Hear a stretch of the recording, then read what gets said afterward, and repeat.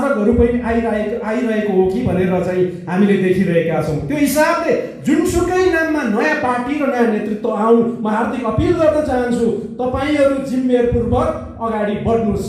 हामी प्रतिस्पर्धा गर्न, हामी निर्वाचनमा प्रतिस्पर्धा गरौँ, एजेन्डामा प्रतिस्पर्धा गरौँ, कार्य योजनामा प्रतिस्पर्धा गरौँ, जनताको सेवामा सेवा प्रवाह गर्ने कुराहरूमा हामी प्रतिस्पर्धा गर्न यो नेपाली कम्युनिस्ट पार्टी सोलुखुम्बु तयार छ।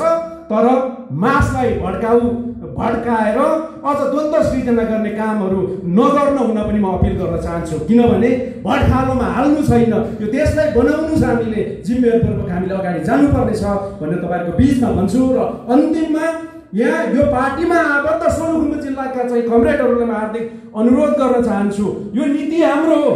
पछिल्लो चोटि जेएनजीले जुन माग उठायो त्यो सबै हामी 15 वर्ष अगाडि नै नोट अफ डिसेन्ट लेखेर हाम्रा नेतृत्वले चाहिँ अगाडि बसेको। त्यति बेला हामीसँग बहुमत भएको हुन्थ्यो भने सम्भवतः आजको यो मुद्दा उठ्ने थिएन। त्यो हिसाबले नीति हाम्रै ठिक छ। नेतृत्वको हिसाबले अहिले हाम्रो नेतृत्व भनेको नेपालमा मात्र होइन, सर्वकालीन नेपाली नेतृत्वहरूमा सबैभन्दा महान र सक्षम नेतृत्व हामीसँग छ भने हाम्रो अनुकूलतामा नै छ यो परिस्थिति पनि।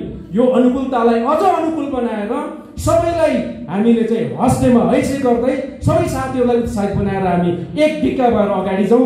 परिणाम हामीले प्राप्त गर्न सक्छौँ।